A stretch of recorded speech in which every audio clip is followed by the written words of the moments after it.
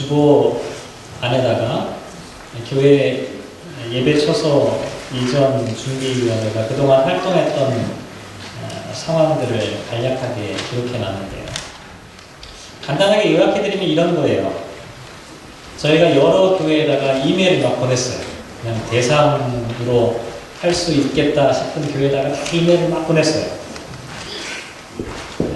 그 중에서 대답이 온 교회도 있고 대답이 오지 않은 교회도 있어요. 그 대답 중에서 우리 한번 만나보자 이런 대답이 온 교회도 있고, 우리는 지금 상황이 좋지 않아서 렌트를 해줄 수 없다라고 부정적인 답변이 온 그런 교회도 있었어요. 어쨌든 그 교회들 가운데 4개 교회가 저희가 보낸 이메일에 한번 만나보자라고 하는 그런 답변을 해 주었어요. 그래서 그동안에 여러분들이 함께 수고해 주셔서 직접 그 교회들을 방문하고 또 찾아가서 그 교회 담당자들 또 혹은 목사님 만나서 이러저러한 상황들을 함께 이야기하게 되었습니다. 제가 그 교회들을 하나하나 방문하면서 하나 느낀 게 하나 있었어요. 뭐냐면 처음에는 어쩔 수 없이 그 교회의 모습들을 제 나름대로 한번 생각해 보게 되잖아요. 우리가 만약에 그 장소를 사용하면 어떨까? 중고등부, 또 유초등부, 청년부, 또 우리 예배 공간은 넉넉할까? 뭐 스토리지는 괜찮을까? 아니면 친교실은 어떨까? 또 주방은 어떨까? 뭐 이러저러한 장소들을 하나하나 생각해 봤죠. 왜냐하면 그게 제일 먼저 우리에게 필요한 부분이니까 그것을 먼저 고민을 했는데요. 시간이 가면 갈수록 점점 어떤 생각을 많이 하게 됐냐면, 장소보다, 물론 장소도 중요해요. 장소도 중요하지만 그 교회가 어떤 교회냐 라고 하는 것도 생각을 점점 많이 하게 되더라고요. 그 교회 사역에 대해서 생각해 보게 되고, 정말 이 교회가 건강한 교회일까 이런 생각들을 해보게 되었습니다.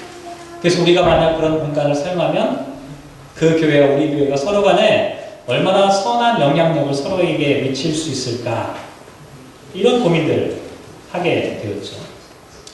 어쨌든 그러면서 제가 속으로 그 교회들을 나름대로 점수를 한번 매겨봤어요. 이 교회는 공간은 이런데 사역은 참 이렇고, 또 뭐 교육이나 뭐 다른 선교나 뭐 이런 것들은 이렇고, 나름대로 이렇게 제 나름대로 이렇게 고민하면서 한번 평가를 해보게 되었는데요. 근데 그러다가 문득 어떤 생각을 제가 하게 되었냐면, 우리 교회는 과연 어떨까? 이런 생각들을 제가 해보게 되었어요. 하나님이 보시기에 우리 교회는 과연 몇 점 정도 받을 수 있을까? 우리가 지금 드리는 이 예배는 하나님이 우리를 점수로 평가하시겠어요? 하지만 그냥 생각해 본 거예요.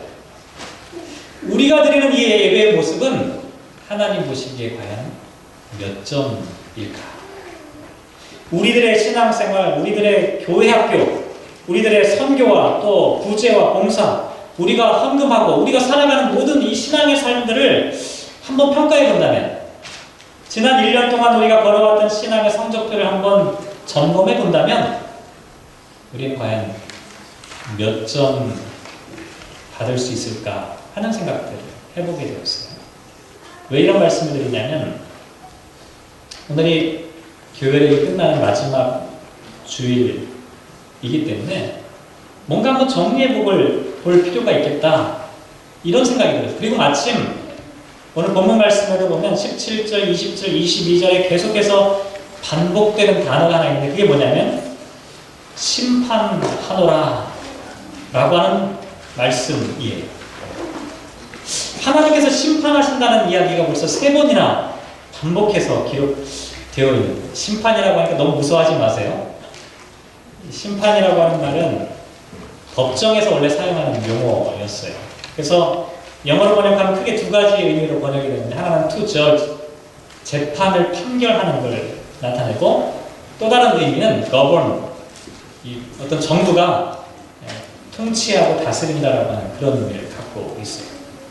그래서 하나님께서 선과 악, 옳은 것과 그른 것을 판단하신다라고 하는 의미도 되지만 하나님께서 당신의 백성들을 올바른 방향으로 통치하고 인도하시고 관리하신다라고 하는 의미도 된다. 이렇게 말씀을 드릴 수가 있습니다. 그래서 한번 지난 한 해의 시간들을 정리해 보면서 우리들에게 부족하고 연약한 것이 무엇인지를 한번 돌아보는 시간이 되었으면 좋겠고, 우리가 올바른 방향으로 가기 위해서는 우리들의 신앙의 성적표 가운데 부족한 부분이 무엇인지를 한번 찾아볼 필요가 있겠다, 이런 생각을 하게 되었습니다. 우선 성적을 매기려면 어떻게 됩니까? 기준이 필요하죠. 어떤 게 기준이 될까요? 제가 조금 전에 말씀드린 3번에 걸쳐 나와 있는 이 심판이라고 하는 이 단어와 연관된 문맥들을 살펴보면 하나님께서 판단하시는 기준이 무엇인지가 오늘 성경 말씀 가운데 기록되어져 있습니다. 크게 한번 세 부분을 다시 한번 찾아보죠. 17절 말씀 보시면 첫 번째는 이렇게 말씀하고 있죠. 양과 양 사이와 순양과 숫염소 사이에서 심판하노라. 이게 17절 말씀이에요.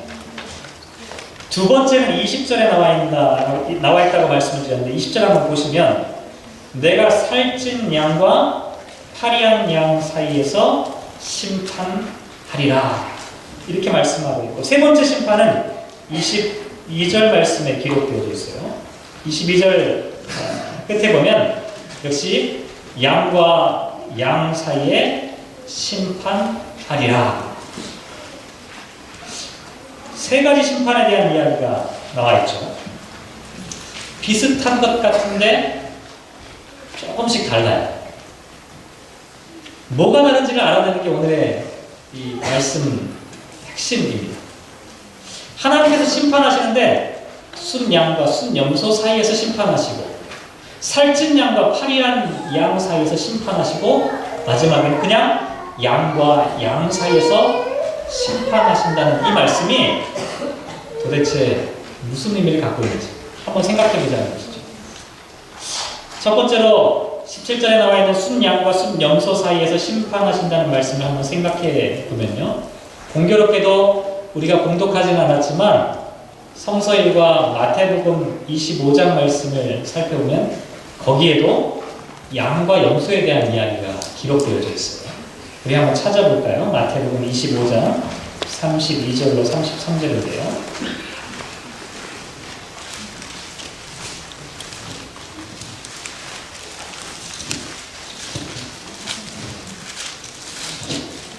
마태복음 25장 32절로 33절 말씀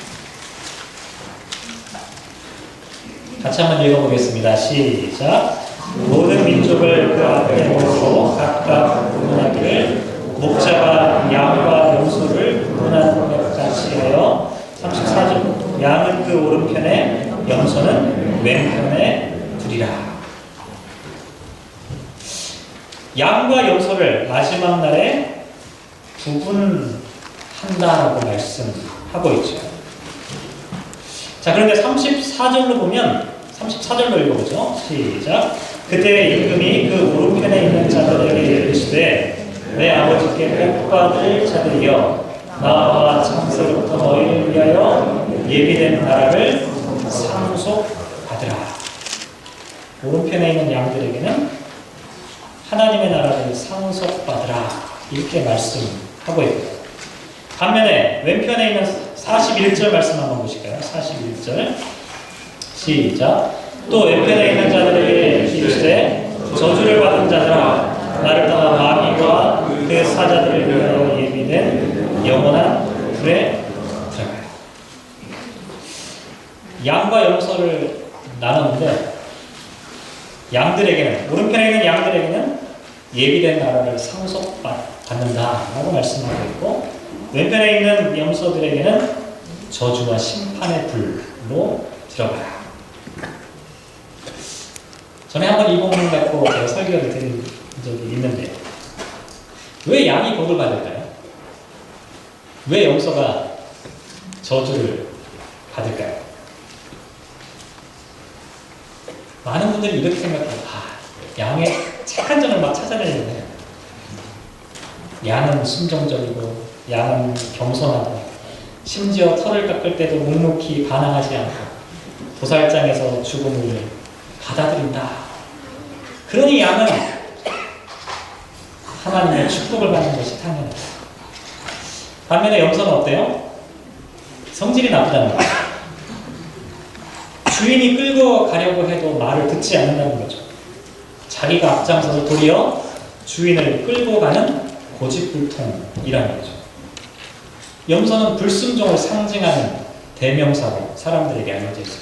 저는 염소를 좀 변화하고 싶다고 말씀드렸어요. 하나님 그렇게 만드셨잖아요. 하나님이 양은 양으로 만드셨고 염소는 염소로 만드셨는데 만약에 양이 구원을 받는 것이 이렇게 양의 특성 때문이라면 그것은 양에게 당연히 주어질 것을 보상하는 것에 불과하게 되는 거죠. 염소들만 불쌍한 거예요. 하나님 그렇게 만드셨는데 그 만드신 성격 때문에, 성질 때문에 심판을 받는다면 억울하게 생각될 수밖에 없다는 것이죠. 그래서 이 본문 가운데서 우리가 놓치지 말아야 할 것은 뭐냐면 양이 착하고 염소가 나쁘다 이게 아니라 하나님께서는 구분하신다는 것이 중요한 표현입니다. 구분한다라고 하는 것이 중요한 거예요. 양이냐 염소냐 이것을 나누신다라고 하는 표현이 중요하다는 거예요. 실제로 이때 당시의 풍습을 살펴보면 어떤 풍습이 있냐면 양과 염소는 낮에 풀을 뜯을 때 한꺼번에 한 덩어리로 서로 섞여 있다라고 말씀을 드렸어요. 낮에는 상관없어요. 그런데 일교차가 심한 팔레스틴 기후에서는 저녁이 되면 목자들은 양은 양대로 염소는 염소대로 모아드리게 된다는 것이죠. 왜냐하면 양들은 추위에 강하기 때문에 양들끼리 있어도 상관이 없어요. 그런데 염소들은 추위에 약하기 때문에 어떤 특별한 대책을 세우지 않으면 염소들은 이 추운 시간들을 버텨낼 수가 없었던 것이죠. 그래서 사실은 염소에게 더 따뜻한 공간을 제공해 주기 위해서 양과 염소를 구분하는 그런 풍습이 있었다는 것이죠. 예수님께서 이 풍습을 잘 알고 계셨던 거예요. 그래서 마지막 때가 되면 편의상 양과 염소라고 하는 편의상 나는 것이지 양의 특성과 염소의 특성 때문에 구원받고 구원받지 못하고 이런 것이 아니라는 것이죠.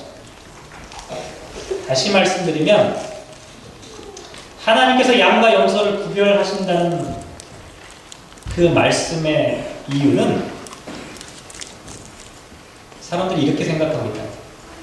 더 이상 양과 염소가 구별되지 않을 것이다 라고 하는 신앙적 회의주의가 만연한 상황 가운데 주어진 말씀이라는 것입니다.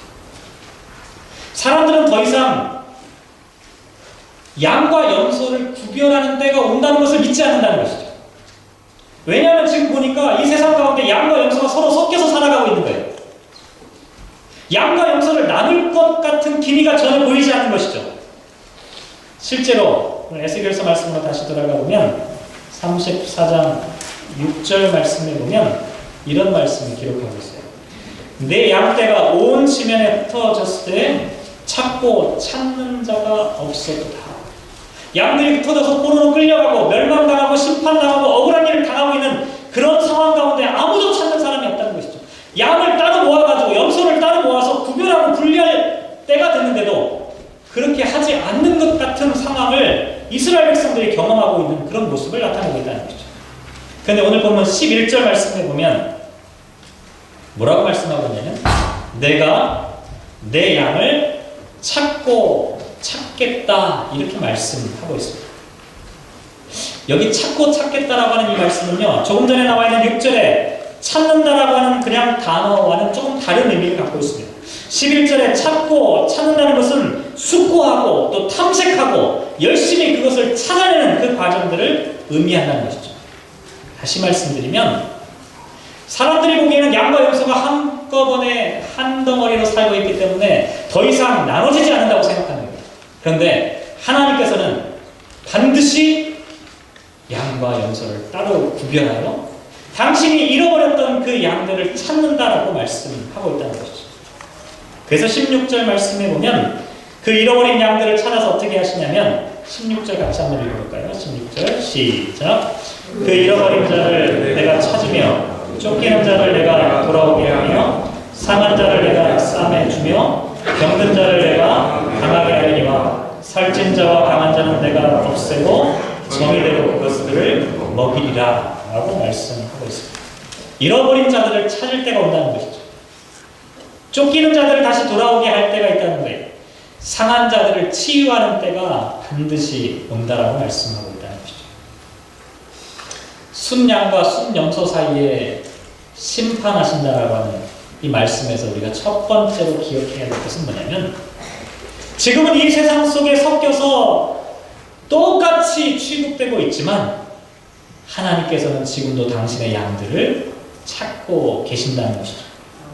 사람들이 아무도 믿지 않는다는 거예요. 양과 염소를 구분하는 때가 온다라고 하는 것을 아무도 믿지 않지만 하나님은 우리에게 말씀하시는 겁니다. 하나님은 우리를 기억하고 계신다는 것이죠.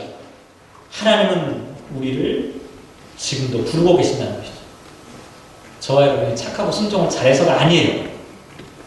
저와 여러분이 양의 특성을 갖고 있기 때문이 아니라 하나님께 은혜를 받은 그 사람들을 하나님은 찾고 모으고 그 사람들을 구분하신다라고 하는 것을 가장 첫 번째 말씀하고 있다는 것이죠.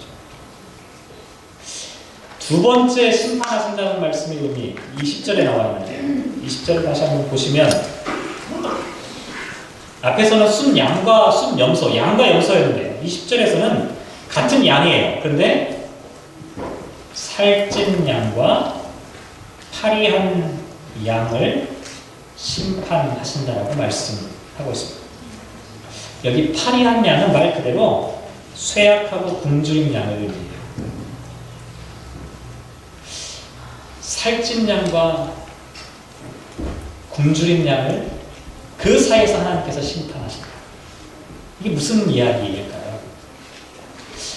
저와 여러분이 살찌지 않게 다이어트를 열심히 하라는 말씀일까요? 도대체 여기 나와 있는 살찐 양이 어떻게 해서 살쪘는지 하는 것을 그 이유를 한번 추적해 볼 필요가 있는데 18절 말씀 한번 읽어보실까요? 18절 말씀 같이 읽겠습니다. 시작. 너희가 좋은 꿀을 먹는 것을 작은 일로 여기느냐? 어찌하여 남은 꿀을 발로 밟았느냐? 너희가 맑은 물을 마시는 것을 작은 일로 여기느냐?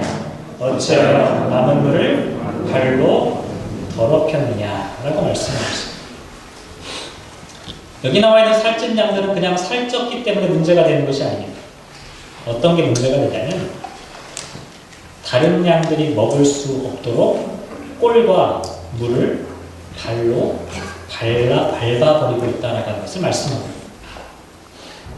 자기가 먹고 남은 것들을 다른 사람에게 주기 싫어가지고 그것들을 발로 밟아버리는 양들을 살찐 양이라고 하는 표현 가운데 담고 있다는 것입니다. 반면에 파리한 양들은 19절에 나와 있어요. 19절 읽겠습니다. 시작. 나의 양은 너희 발로 밟은 것을 먹으며 너희 발로 더럽히는 것을 마시는도다 하셨느니라. 파리한 양들의 모습은 살찐 양들이 발로 밟아버린 그와 같은 것들을 먹고 있다는 것입니다. 하나님께서 두 번째 심판하시겠다라고 하는 것은 뭐냐면 양과 염소 사이의 근본적인 구별이 지나고 난 다음에는 두 번째로 살찐 양과 파리한 양 사이에 양과 양 사이의 관계에 대한 이야기를 지금 하고 계신다는 것이죠. 지난주 새벽기도 시간에 묵상했던 말씀 가운데 어떤 말씀이 있냐면 이스라엘 백성들에게 주신 율법의 말씀을 생각해 보았는데 특별히 출애굽기 22장에 보면 약자를 보호하시는 약자 보호법에 대한 말씀이 기록되어 있어요. 구약 성경에 보면 대표적인 사회적인 약자로 등장하는 사람들이 누구냐면 나그네와 과부와 고아들입니다. 이들을 특별히 보호하라고 하는 법령을 하나님께서 이스라엘 백성들에게 주셨어요. 그런데 그렇게 해야 되는 이유가 무엇 때문이냐면 너희도 애굽 땅에서 나그네가 되었기 때문에 나그네의 경험을 했기 때문에 또 다른 나그네를 도와주라고 말씀하고 있다는 것이죠. 그리고 하나님께서는 이스라엘 백성들이 그렇게 나그네를 고통당할 때 그 음성을 들어주셨던 것처럼 또 다른 나그네들을 그들이 부르짖는 그 부르짖음을 들으신다고 말씀하고 있다. 그러면서 그와 같은 약자들을 보호하기 위해서 구체적으로 어떻게 하라고 말씀하셨냐면 출애굽기 22장 25절 말씀에 보면 가난한 자에게 돈을 부어주면 이자를 받지 말라고 말씀하고 있습니다.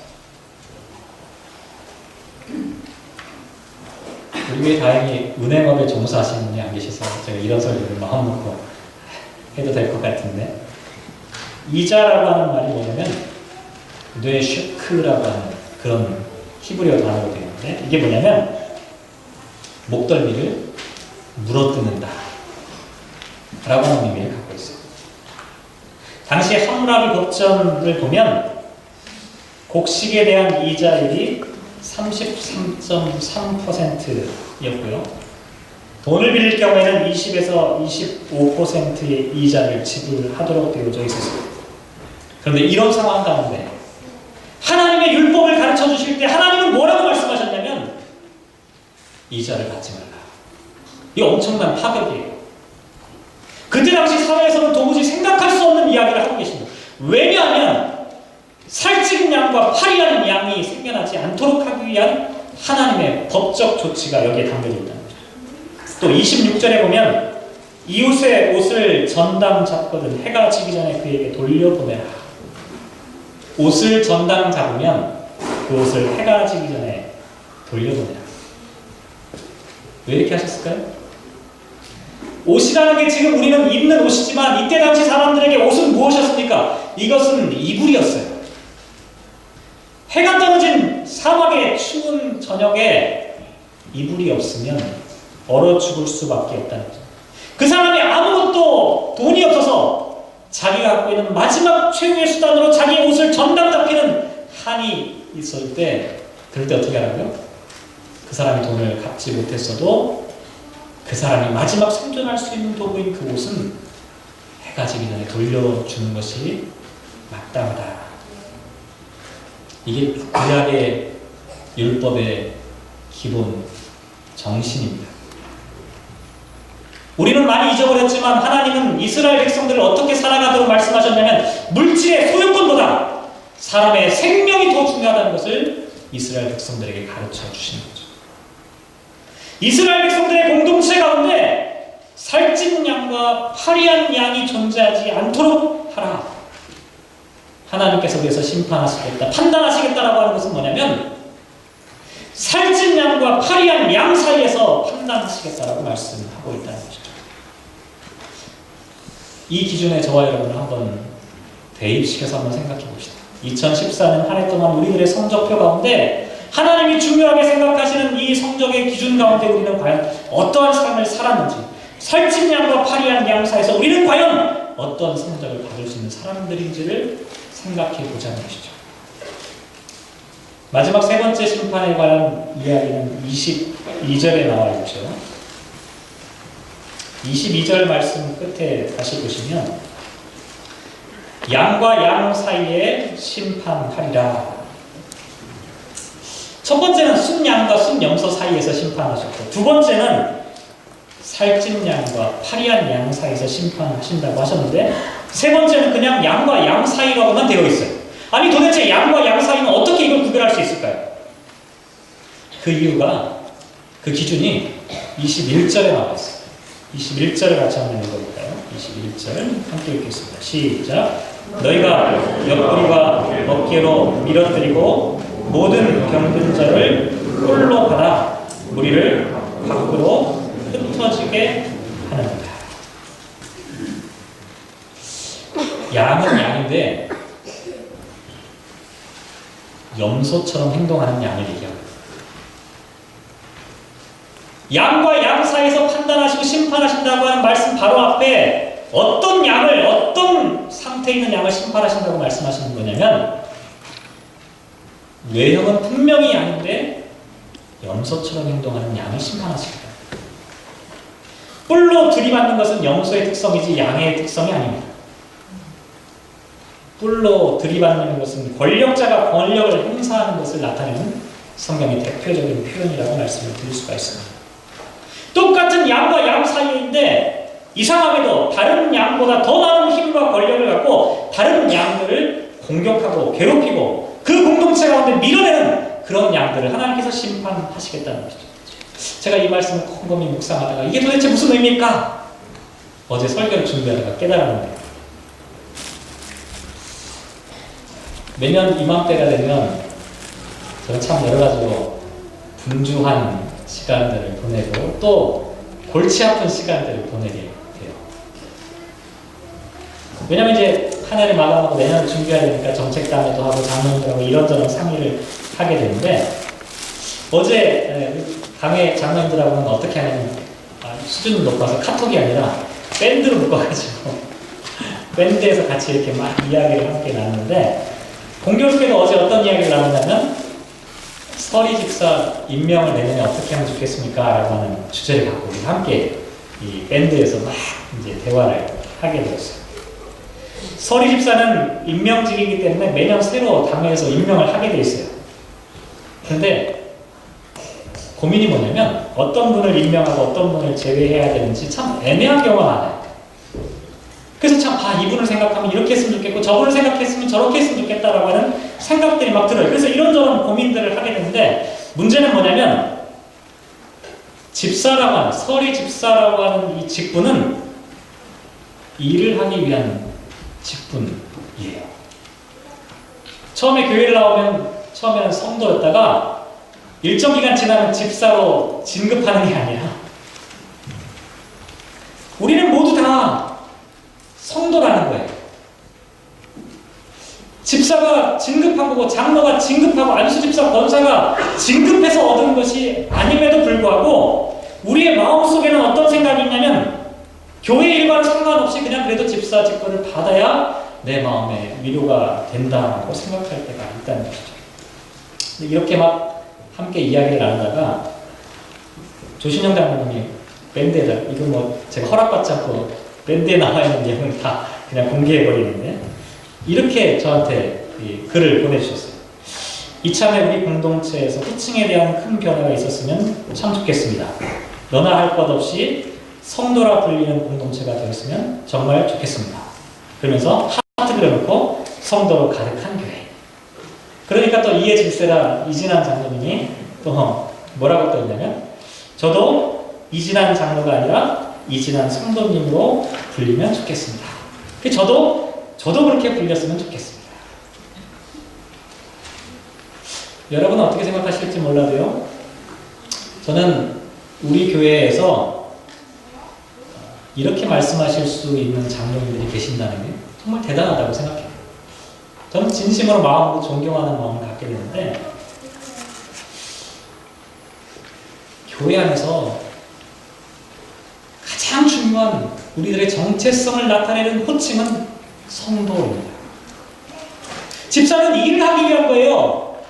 일하는 순간에만 필요한 거예요. 장로고 권사고 안수집사는 목사는 다 어떤 특정한 일을 하기 위해서 그 직분을 감당하는 것이지, 그것이 우리들의 스테이터스를 나타내는 것이 아니라는, 우리들의 가장 중요한 스테이터스는 우리가 성도라고 하는 그 사실이에요.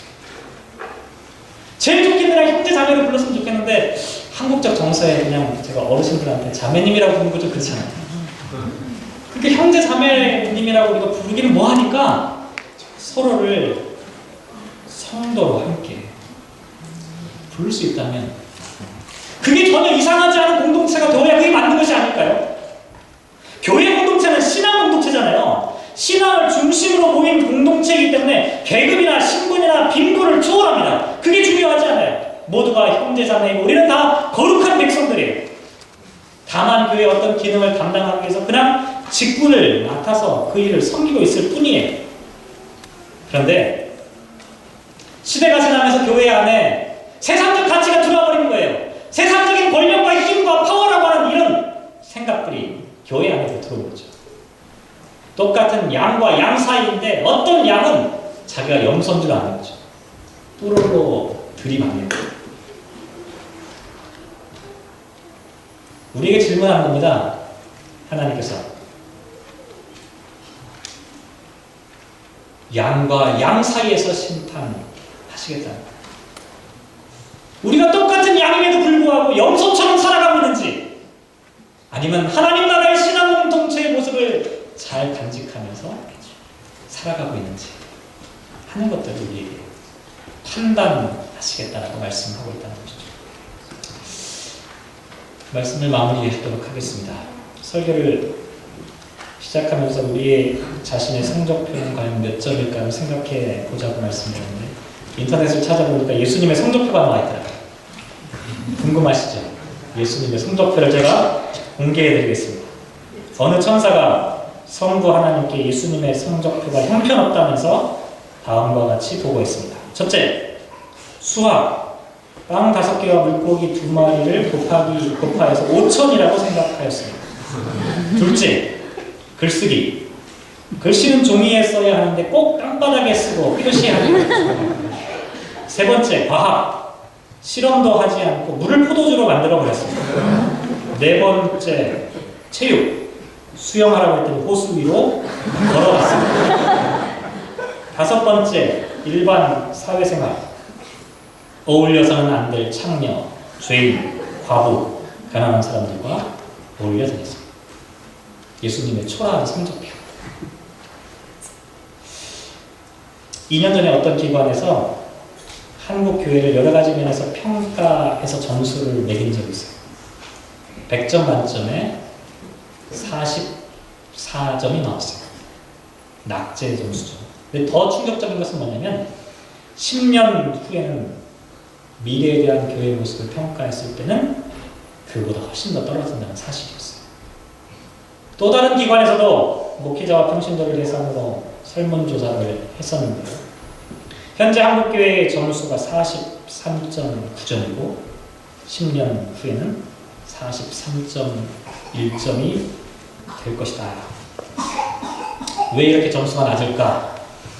응답자들에게 그 이유를 물었더니 교회가 세속주의에 빠져있기 때문에, 교회가 자정 능력을 상실했기 때문에, 교회의 리더십이 문제가 있기 때문에, 올바른 신학이 정립되지 않았기 때문에, 다음 세대를 외면하기 때문에, 성경을 왜곡하고 자의적으로 해석하고 있기 때문이다.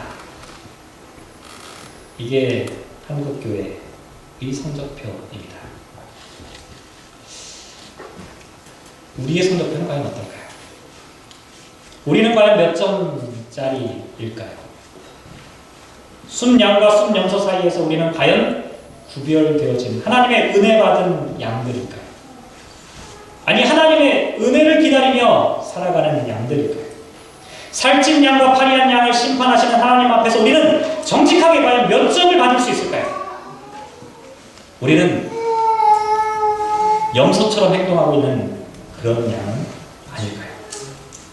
한 주간 동안 이 문제를 곰곰이 고민하면서 제가 받을 성적표가 한국교회의 성적표와 별로 다르지 않다라는 생각들을 해보게 되었습니다. 참 부끄러운 성적표이죠. 그런데 그렇게 설교를 끝내면 너무 허무하잖아요. 그러다가 오늘 본문 마지막 9절 23절과 24절 말씀을 보았는데 23절과 24절 같이 읽어볼까요? 시작. 내가 한 목자를 그들 위에 세워 먹이게 하리니 그는 내 종 다윗이라. 그가 그들을 먹이고 그들의 목자가 될지라. 나 여호와는 그들의 하나님이 되고 내 종 다윗은 그들 중에 왕이 되리라. 나 여호와의 말이니라. 하나님은 저와 여러분의 부끄러운 성적표를 잘 알고 계십니다. 그래서 우리에게 새로운 목자를 보내주신다고 약속하고 있는 것이죠. 이번 한 주간 동안 간절히 바라기는 저와 여러분의 부끄러운 성적표를 생각하면서 철저하게 절망하시기 바랍니다. 이럴 때 아멘이 없으시죠? 그렇지만 동시에 그렇기 때문에 오히려 간절히 새로운 목자로 오시는 그 주님을 기다리는 대간절히 우리들 앞에 펼쳐졌으면 좋겠습니다. 기도하시죠.